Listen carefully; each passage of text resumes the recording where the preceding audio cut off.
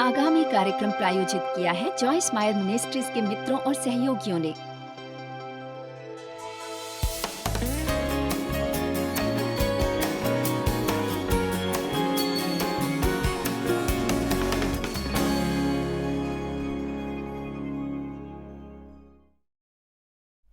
मैं आज बहुत सादगी से बात करना चाहती हूँ, पर आशा है मैं प्रबलता से स्थिर होने के बारे में सिखा पाऊंगी। भरोसेमंद, विश्वसनीय, जिसकी मनोदशा और वादों में उतार चढ़ाव न आए बल्कि अचल रहे। अपनी परिस्थितियों को तय करके मत दो कि आपको क्या करना और क्या महसूस करना है, बल्कि स्थिर बने रहो और चट्टान पर अपने जीवन का निर्माण करो, जो है परमेश्वर का वचन और जो है स्वयं मसीह। मेरे विचार से हम सबसे अधिक परमेश्वर के सम्मान के लिए स्थिर बनना चाहते हैं। हम चाहते हैं कि परमेश्वर हम पर भरोसा कर सके, परंतु मुझे यह भी विश्वास है कि स्थिरता से संबंधित कुछ बातें हैं जो हम शायद समझ नहीं सकते। उदाहरण के लिए मुझे विश्वास है कि बहुत से लोगों में बहुत सी योग्यताएं होती हैं, उनके सपने होते हैं, दर्शन होते हैं, वे अपने को कुछ करता देखना चाहते हैं, विश्वास करते हैं, परंतु फिर भी परमेश्वर उन्हें मुक्त नहीं कर सकते। ध्यान दीजिए, परमेश्वर उनकी प्रतिभाओं को मुक्त नहीं कर सकती क्योंकि उनमें स्थिरता नहीं होती। हम जितना अधिक स्थिर होते हैं, परमेश्वर हमें उतना अधिक मुक्त कर सकते हैं उन योग्यताओं का इस्तेमाल करने के लिए जो उन्होंने हमें दी होती हैं। जब मैंने 30 वर्ष पहले सेवकाई आरंभ की थी, जब मैं 5 वर्ष तक घर पर बाइबल स्टडी करवाती थी, जिसमें सौभाग्य के मंगलवार की रात 25 या 30 लोग आते थे, मेरे जीवन पर एक बुलावा था वे करने का जो मैं अब कर रही हूं, परंतु परमेश्वर मुझे तब मुक्त नहीं कर सकते थे उस योग्यता का जितना संभव था इस्तेमाल करने के लिए, क्योंकि मुझ में आत्मिक परिपक्वता नहीं थी जो उसके लिए आवश्यक थी। और आपको यह समझना है कि जितनों की आप मदद कर सकते हैं उतनों को ही ठेस पहुंचा सकते हैं। ये उन लोगों के लिए बहुत महत्वपूर्ण है जिनके हम मार्गदर्शन है कि हम वैसा जीवन जिएं जिसका हम प्रतिनिधित्व करते हैं। ये बहुत महत्वपूर्ण होता है कि माता पिता के तौर पर हम अपने बच्चों के सामने स्थिर रहें। उन्हें ये देखने की आवश्यकता नहीं कि आप अपनी बातों और कार्यों में सच्चे नहीं हैं। बच्चे सब देखते हैं। यदि वे आपको वादा करके उसे निभाते नहीं देखेंगे, वे आपको टेलीफोन उठाकर कहते सुनेंगे या वे आपको किसी से कहते सुनेंगे, उनसे कहो मैं यहां नहीं हूं, ये वे केवल सुनते हैं। ऐसा नहीं कि हमें हर वक्त अपने बच्चों के सामने परिपूर्ण होना चाहिए। हम मनुष्य हैं। आप जानते हैं कि हम सभी की भावनाएं होती हैं और कई बार हम उसके अनुसार चलते हैं, परंतु हमें दिन प्रतिदिन बेहतर और बेहतर बनते रहना चाहिए। अपनी भावनाओं पर नियंत्रण करने में भी उन्हें अपने को नियंत्रण करने देने की बजाय, न केवल अपने आसपास के लोगों के लिए, न केवल अपनी प्रतिभाओं के मुक्त होने के लिए, बल्कि स्वयं के आनंद के लिए भी। यदि मैं अपने पर भरोसा न कर सकूं तो मैं आनंदित नहीं हो सकती। मुझे वे दिन याद है जब मुझे किसी दिन वे पता होता था कि मैं अगले दिन कैसी होंगी, क्योंकि मेरी परिस्थितियां हर चीज पर नियंत्रण करती थी और वे जीने का बहुत घटिया तरीका था। ये उन लोगों के लिए कष्टदायी होता है जो आपके साथ रहने और संबंध बनाने की कोशिश करते हैं। उनकी मनोदशा भी अस्थिर होती थी। मुझे केवल डर में बड़े होना याद है। मेरी माँ डर में जीती थी। मुझे बेहद खुशी है कि मैं एक स्थिर पुरुष से विवाहित हूँ। देव ने मेरे जीवन को कहीं बेहतर बनाया है। उन्होंने मुझे स्थिरता का मूल्य सिखाया है। वे दरअसल एक चट्टान की तरह स्थिर हैं। मुझे याद है जब मैं उन दिनों बहुत अस्थिर थी, जब हमारे विवाह को कुछ समय हुआ था, देव ने कहा था, मेरे थोड़ा बहुत बदलने के बाद उन्होंने कहा था, मुझे याद है जब मैं रात को काम से घर लौटता था, और ये बहुत दुखद है, उन्होंने कहा, मुझे रात को हाईवे पर गाड़ी चलाते समय ये सोचना याद है, न जाने आज मैं घर पहुंचूंगा तो उसका मिजाज कैसा होगा। आप जानते हैं कि किसी ऐसे व्यक्ति के साथ रहना बहुत मजेदार नहीं होता। मैं बहुत बेबस हूं। मैं एक बहुत भावुक मनुष्य हूं। देखिए, यदि आपने भी सहन किया होता तो आप जानते मैं ऐसा क्यों कर रही हूं। मेरा वश नहीं चलता। मैं अपने पर नियंत्रण नहीं कर सकती। अव्वल तो ये कि परमेश्वर हमें कभी वे करने को नहीं कहेंगे जो हम नहीं कर सकते, पर मैं नहीं सोचती थी कि हम कुछ करेंगे जब तक कि समझ नहीं पाते कि क्या महत्वपूर्ण है। क्या कोई सचमुच ये समझता है कि ये कितना महत्वपूर्ण है कि हम स्थिर रहें? आप समझ रहे हैं ना? आमीन। बहुत से लोग कहते हैं कि वे तरक्की पाना चाहते हैं, पर आप जानते हैं नए स्तर पर आपको नई समस्याओं का सामना करना पड़ता है। और यदि आप फिर नहीं जानेंगे कि स्थिर कैसे रहना चाहिए, तब आपकी परीक्षा ली जाती है। तब यदि परमेश्वर आपको तरक्की दे भी, तो उन्हें अगले हफ्ते आपको नीचे भी गिराना होता है, क्योंकि हम शीघ्र साबित कर देते हैं कि हमें वे नहीं हैं।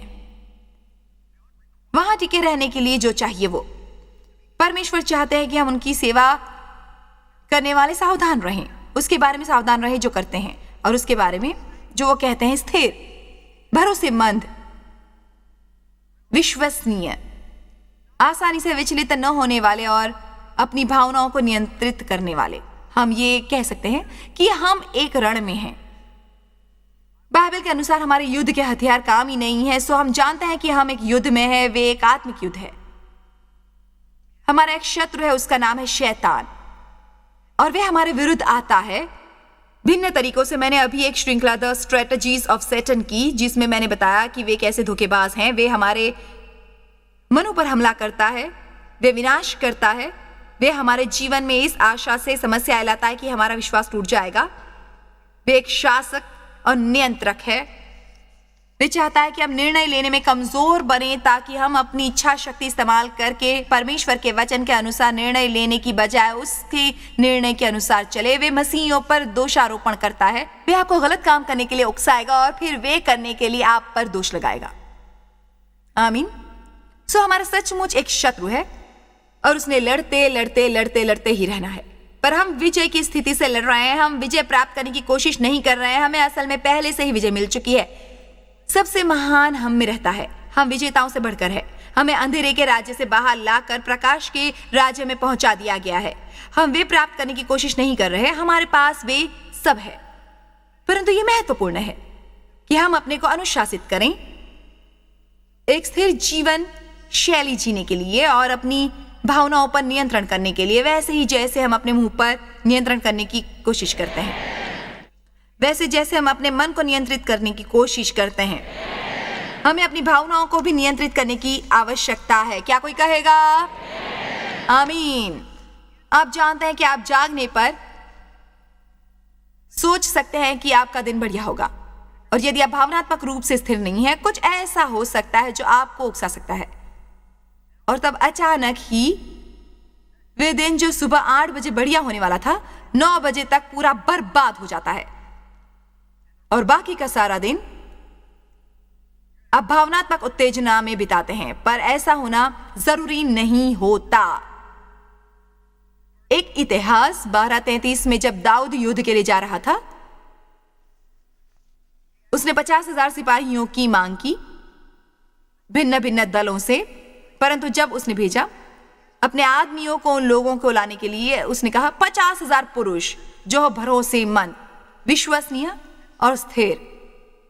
मैं व्यक्तिगत तौर पर जानना चाहूंगी कि उसने वे 50,000 पुरुष कैसे ढूंढे। मैं नहीं समझती आज वे 50,000 मिल पाएंगे, पर यह स्पष्ट है कि यह ऐसी बात है जिस पर लोग उन दिनों अधिक ध्यान देते थे आज के मुकाबले। बाइबल में बहुत से नैतिक मूल्य जो हम देखते हैं, हम उनकी ओर पर्याप्त ध्यान नहीं देते। वादा पूरा करना महत्वपूर्ण होता है। हमें भावुकता में वादा करके उसके बाद भावुकता में उन्हें तोड़ना नहीं है। आप जानते हैं कि आपकी जबान आपकी इज्जत है, और यदि आप कहें कि आप कुछ करने वाले हैं, तब आपको वो करना चाहिए।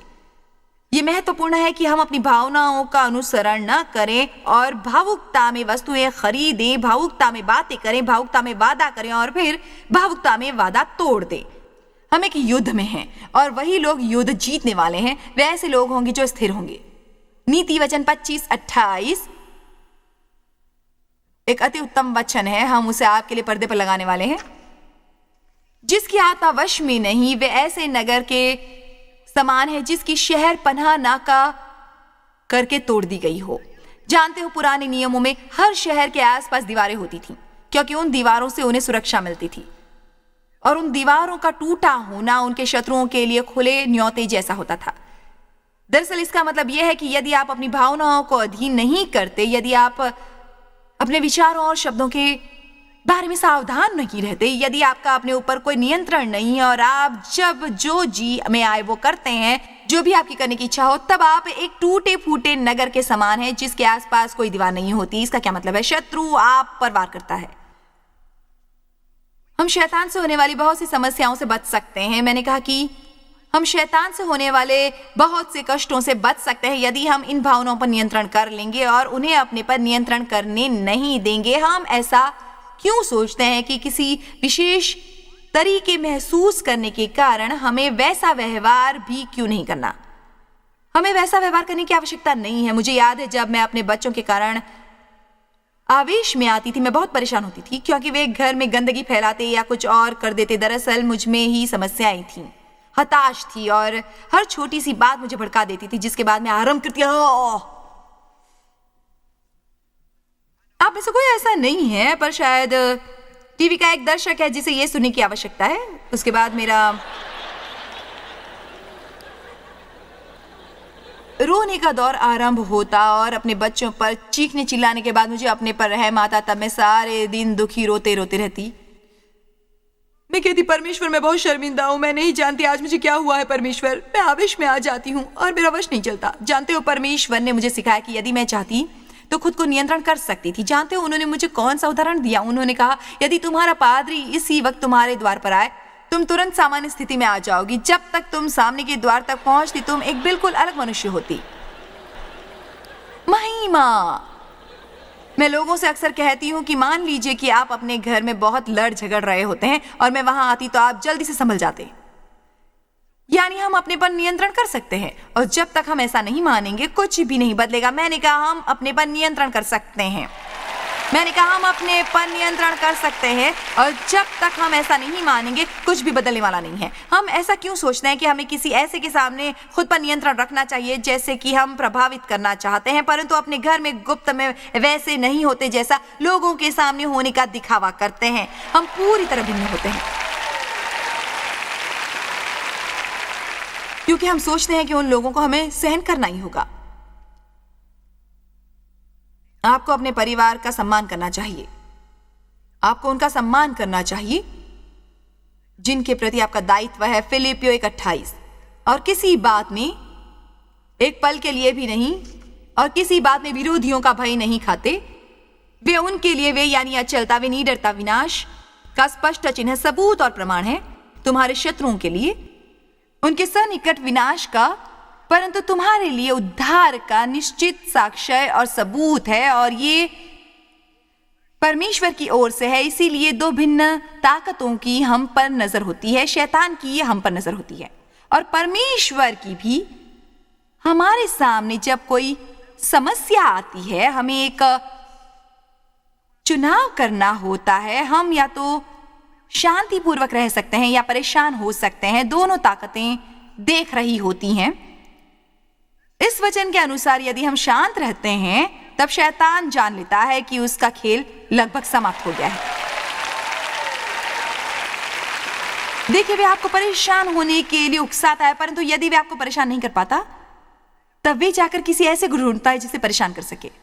तो शत्रु ताड़ रहा होता है और जब आप रहते हैं वो अचल और निर्भय, और ये उसके लिए सन्निकट विनाश की स्पष्ट निशानी है। परंतु ये परमेश्वर को भी ये कहता है, उन्हें बताता है कि आप उन पर विश्वास कर रहे हैं। हम चाहे जितना भी कहें कि हमें परमेश्वर पर विश्वास है, यदि हम हर समय परेशान रहे तब हम असल में परमेश्वर पर विश्वास नहीं करते। परंतु जब वे देखते हैं कि हम उन पर विश्वास कर रहे हैं, ये उनके लिए स्पष्ट निशानी है कि हमारे उद्धार का समय है। आइए वचन 29 देखते हैं, फिलिपियो 1:29।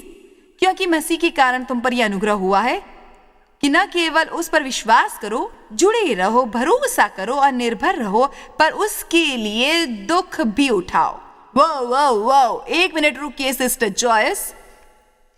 नहीं, मैं दुख उठाने वाले वचन के बारे में नहीं बोलना चाहती। मैं अक्सर फिलिपियो 1:28 पढ़ती हूँ जब मुझे ये बताना होता है, और डेव मुझे बाद में हमेशा कहते हैं तुम्हें वचन 29 भी पढ़ना चाहिए था। इसलिए मैं आज समाप्ति के बाद भाषण नहीं सुनाना चाहती, इसलिए मैं वचन 29 पढ़ रही हूँ। यदि तुम अचल रहोगे, मैं बताना चाहती हूँ कि यह बिल्कुल सत्य है। यदि आप स्थिर रहेंगे जब अपने उद्धार की प्रतीक्षा कर रहे होंगे तो आपको शरीर में कुछ दुख उठाना पड़ेगा, क्योंकि हमारा एक हिस्सा है जो बस कुछ करना चाहता है। हम कुछ कहना चाहते हैं, हम अपनी क्रोधपूर्ण भावनाएं प्रदर्शित करना चाहते हैं। हम चाहते हैं कि लोग जान लें कि हम ये सहन करने वाले नहीं हैं।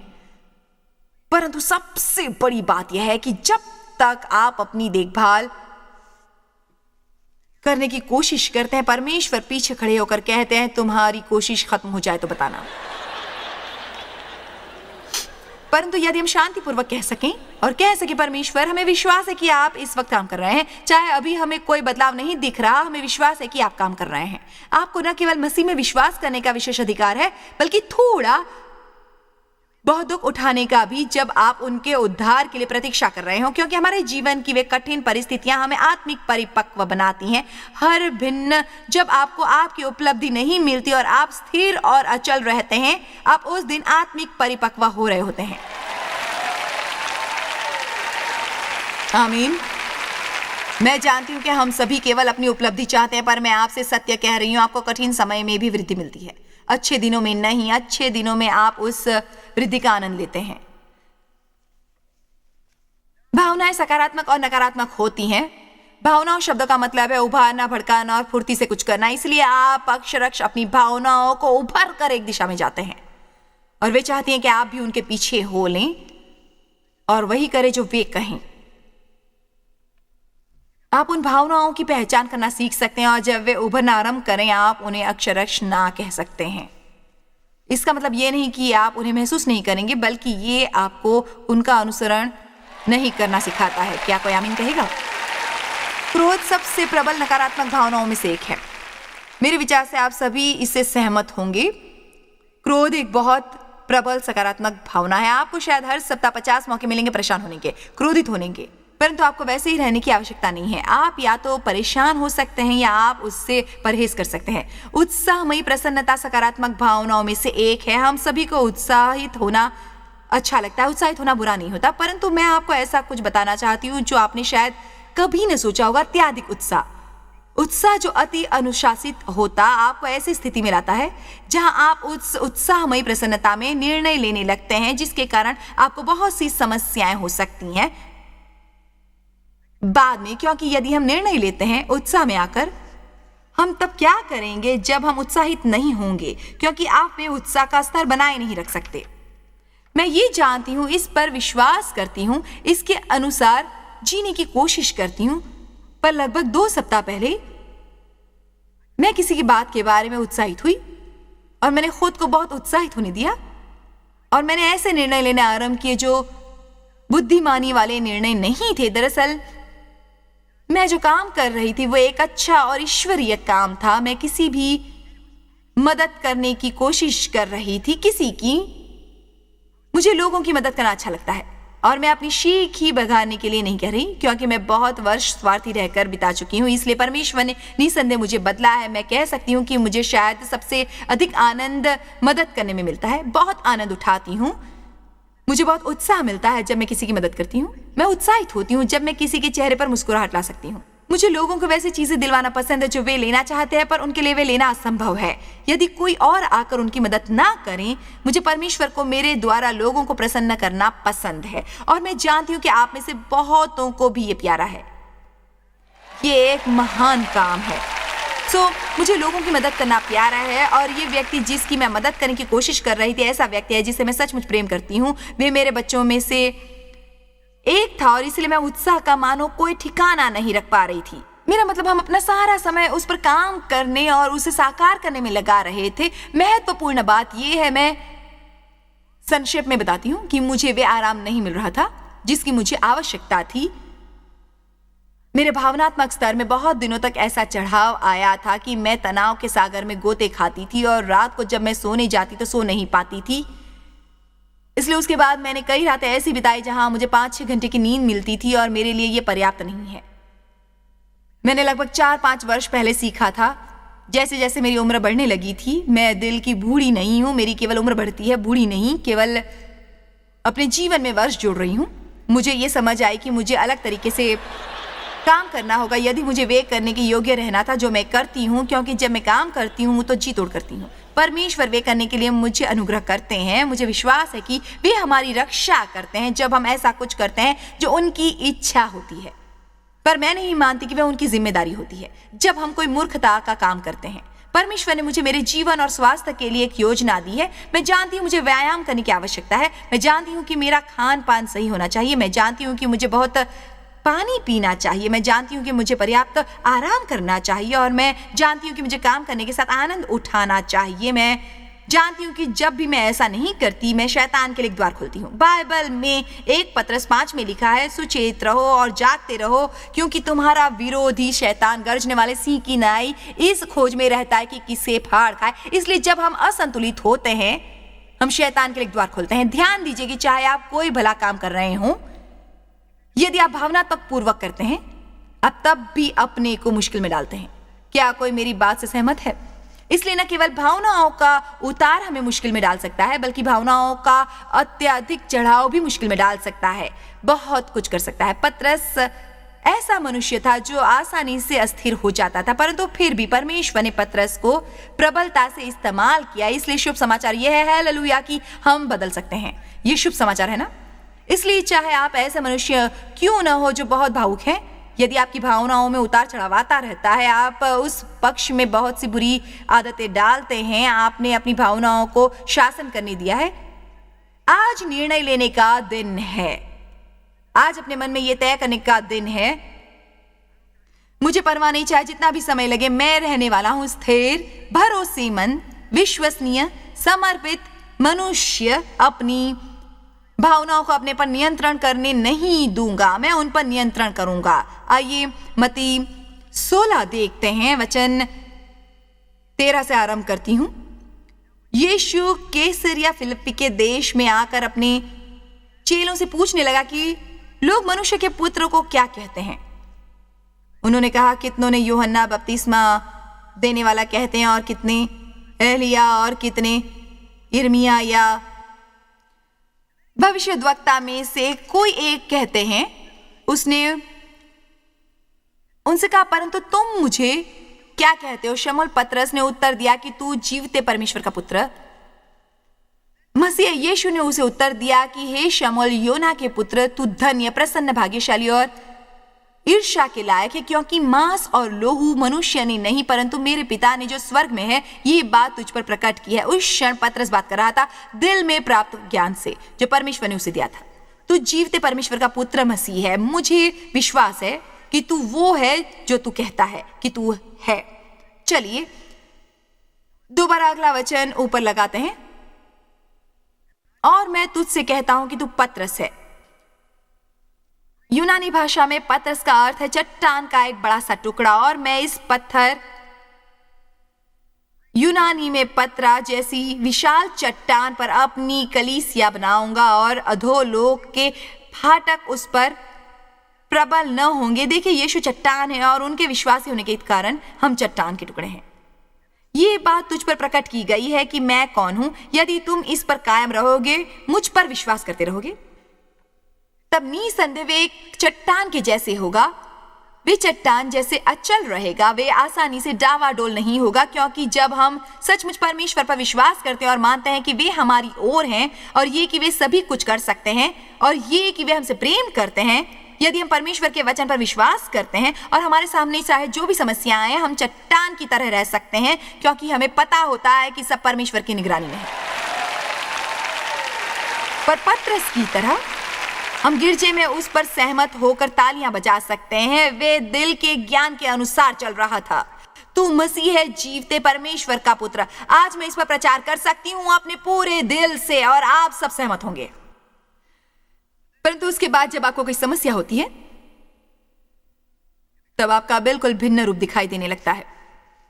उन्होंने कहा, तू उस चट्टान का एक पत्थर है और मैं इस चट्टान पर अपनी कलीसिया बनाऊंगा और अधोलोक के फाटक उस पर प्रबल न होंगे। मैं चाहती हूं कि आप ये समझ लें कि यदि आप स्थिर रहेंगे तो नरक के फाटक आप पर प्रबल न होंगे।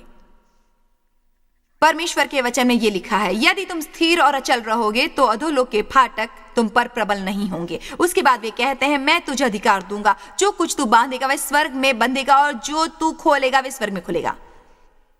स्थिरता के दृष्टिकोण से हमें शैतान पर शक्ति और अधिकार होता है। इसलिए बहुत महत्वपूर्ण होता है प्रतिदिन अपने शांति के जूते पहनना। वही एक तरीका है जिससे आप शैतान को हरा सकते हैं।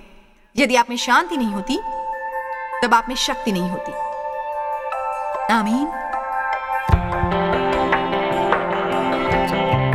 हम या तो अपनी भावनाओं पर नियंत्रण करना सीख सकते हैं, या हम उन्हें अपने पर नियंत्रण करने दे सकते हैं। नीति वचन 25:28 कहता है, जिसकी आत्मा वश में नहीं वे ऐसे नगर के समान है जिसकी शहर पनाह नाका करके तोड़ दी गई हो। इसका मतलब है वे शहर हर प्रकार के हमले का शिकार हो सकता है। ये चकित करता है कि हमारे जीवन कितने बेहतर होते हैं जब हम अपनी भावनाओं का मार्गदर्शन लेना बंद करना सीखते हैं। लोग अपने आप से पूछते हैं, मैं इस तरह क्यों महसूस करता हूँ, मैं इस तरह नहीं महसूस करना चाहता, क्या मैं वैसे महसूस क्यों नहीं कर सकता। मेरे विचार से इसमें बहुत सी अच्छी शिक्षा है जो आपको भावनाओं के प्रभाव को कहीं बेहतर समझने में आपकी मदद करेगी। मेरे विचार से बहुत महत्वपूर्ण होता है स्थिर रहना और अपने पर यह विश्वास करने के योग्य होना कि आप वे कर सकते हैं जो आप करना चाहते हैं और आपको अपनी भावनाओं का अनुसरण करने की आवश्यकता नहीं है। इससे सचमुच आपकी मदद होगी। परमेश्वर ने आपके लिए अद्भुत जीवन की योजना बनाई है। यीशु मरे ताकि आपको जीवन और आनंद मिले और इतना बहुतायत में कि बाहर छलकने लगे, और ऐसा केवल एक तरीके से होगा यदि आप उनके वचन का अध्ययन लगातार करेंगे। सो आपका दिन बढ़िया बीते। हमें आपसे प्रेम है। प्रभु की स्तुति हो। जॉयस मायर मिनिस्ट्रीज में आप हमारे लिए बहुत ही कीमती हैं, जितना कि आप जानते हैं। हम आपकी सराहना करते हैं और इस सेविकाई को दुनिया भर में संभव बनाने के लिए हम अपने दोस्तों और सहभागियों को धन्यवाद देते हैं।